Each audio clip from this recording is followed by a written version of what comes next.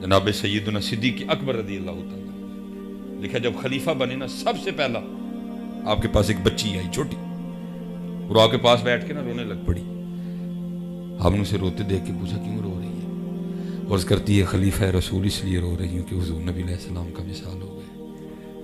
آپ نے فرمایا اگر تیرے رونے کی وجہ نبی علیہ السلام کا وصال ہے تو ابو بکر تجھے پھر کیا بتائے کہ اس وقت ابو بکر کے دل کا کیا حال ہے. عرض کرتی ہے نہیں ایک وجہ اور بھی. فرمایا وہ بتا. عرض کرتی ہے میں یتیم ہوں، ماں بھی نہیں ہے، بھائی نہیں ہے، بہن نہیں ہے، گھر میں صرف ایک دادی ہے، وہ اندھی بھی ہے، وہ بیمار بھی ہے، وہ کمزور بھی ہے.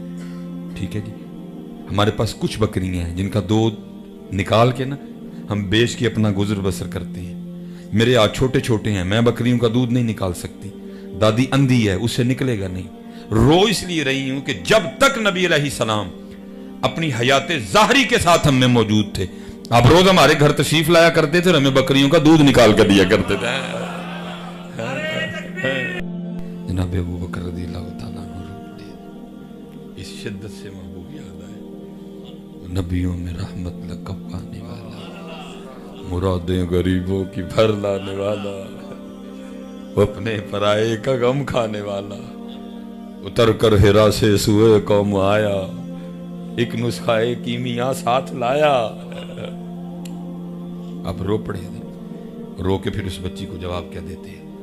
اب فرمانے لگے تو رو نہ، میرے محبوب علیہ السلام کا تو وصال ہو گیا لیکن ان کا غلام ابو بکر ابھی زندہ ہے، اور جب تک ابو بکر زندہ رہے گا آج کے بعد تیری بکریوں کا دودھ ابو بکر نکالا کرے گا. سچ بتاؤ کتنے بھی ہے والا اسلام، کتنے بھی ہے والا اسلام، کتنے بھی. پھر ایک بار رو پڑا حضرت، رو کے کہتا کیا ہے؟ تھے تو آبا وہ تمہارے ہی مگر تم کیا ہو.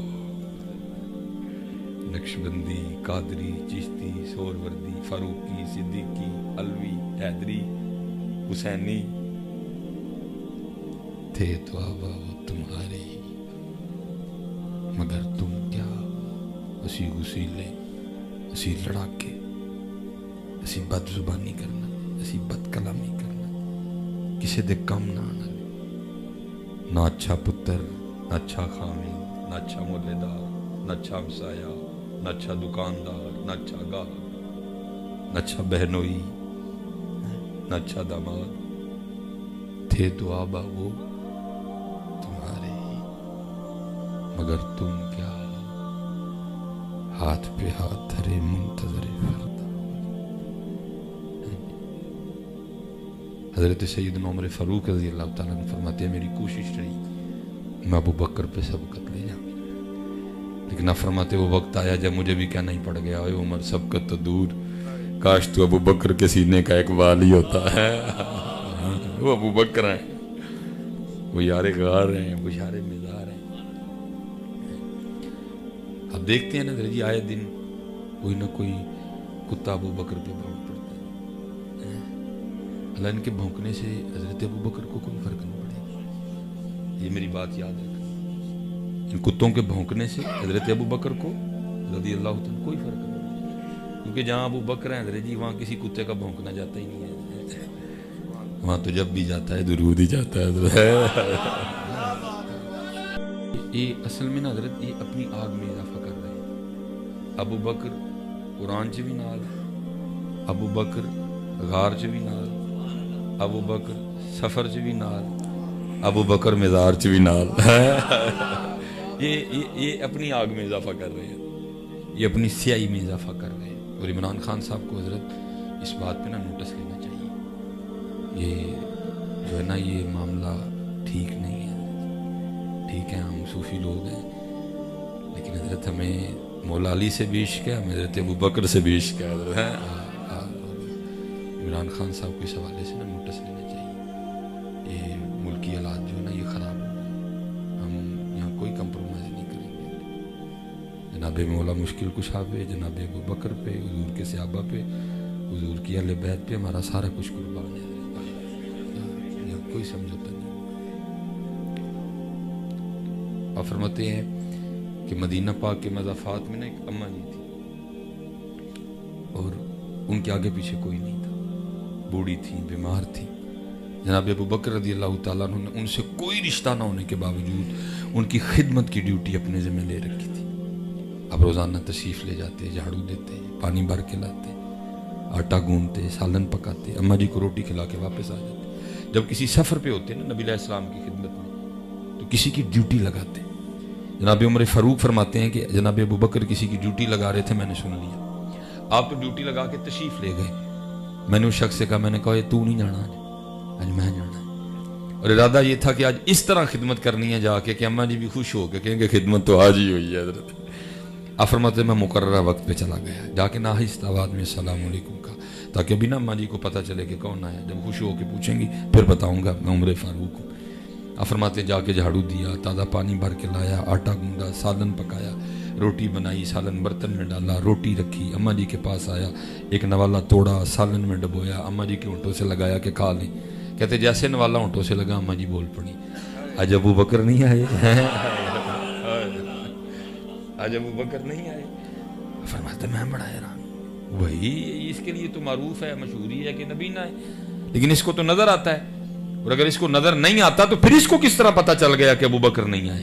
اس کو تو نظر آتا ہے. پھر مزاج میں جلال بھی تھا. اب فرماتے میں نے کہا اماں تجھے تو نظر آتا ہے؟ اس نے کہا آنے والے اللہ کی عزت و عظمت کی قسم مجھے نظر نہیں آتا. اب فرماتے میں نے کہا پھر پتا کس طرح چل گیا کہ ابو بکر نہیں آئے؟ حضرت عمر فاروق فرماتے اس نے منہ کھول کے دکھایا تو اس کے منہ میں دانت ہی کوئی نہیں تھا. وہ کہتی آنے والے پتا اس طرح چل گیا، میرے منہ میں تو دانت ہی کوئی نہیں، میں نہیں نوالا چبا سکتی.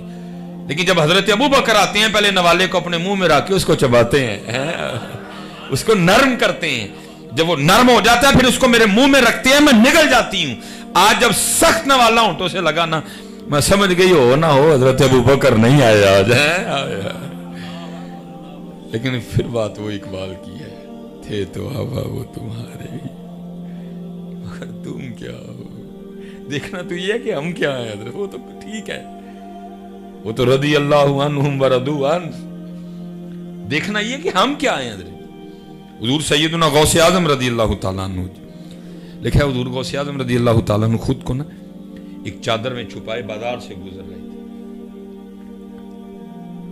صرف اس لیے کہ اگر اس طرح گزروں گا لوگ دیکھ کے اکٹھے ہو جائیں گے، کسی کو دھکا لگے گا، کسی کے پاؤں پہ کسی کا پاؤں آئے گا، کسی کو چوٹ لگے گی میری، اس لیے خود کو نا چھپائے گزر رہے تھے. وہ لکھا اس وقت بازار میں کپڑا چور کھڑا تھا، اس کی نظر حضور غوث اعظم رضی اللہ تعالیٰ عنہ کی چادر پہ پڑ گئی. اس کو یہ نہیں پتا چادر کے نیچے کون ہے، تو کبھی نہ یہ کرتا. اس نے تو چادر دیکھی نا، اس نے کہا لے بھائی جتنی قیمتی چادر ہے اگر چھین کے بھاگ جاؤں تو کتنے دن کچھ نہیں کرنا پڑے گا، اتنی مہنگی بکے گی. اس نظریے سے نہ پیچھے چل پڑا. اب ہمارے غوث پاک خود فرماتے ہیں دنیا میرے سامنے اس طرح ہے جیسے کھانے والے کے سامنے دسترخوان ہوتا ہے. آپ کو نہیں پتا تھا پیچھے کون چل رہا ہے، کس نظریے سے چل رہا ہے، پتا تھا. آپ بھی چلتے رہے، وہ بھی چلتا رہا. جب چور کے نزدیک وہ جگہ آ گئی نا کہ اب میں اگر یہاں چادر چھین کے بھاگوں تو بھاگنا آسان ہے، وہ تو بازار تھا نا، رش تھا، نہیں بھاگ سکتا تھا، یہ ٹھیک ہے جگہ. وہ لکھا اس نے حضور غوث پاک رضی اللہ تعالیٰ عنہ کی چادر پکڑ کے نا چادر کو کھینچا. آپ نے اس کو کچھ نہیں کہا. آپ اللہ کی بارگاہ میں عرض کرتے ہیں رب کریم پھڑی چادر پیڑی نہیں ہے، لیکن پھڑ چادر میری نہیں. پھڑی چادر پیڑی نہیں ہے لیکن پھڑ چادر میری نہیں. یا اللہ پھر جو پھاڑی لئی تے انج دا کرم کر میری چادر پھاڑ کے میرے نال ہی جنت چ جائے.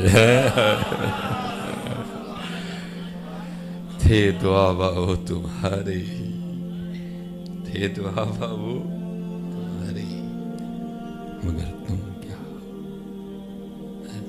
نہیں، یہ جتنی باتیں سنائی ہیں یہ وہ تھے. بات یہ ہے کہ ہم کیا.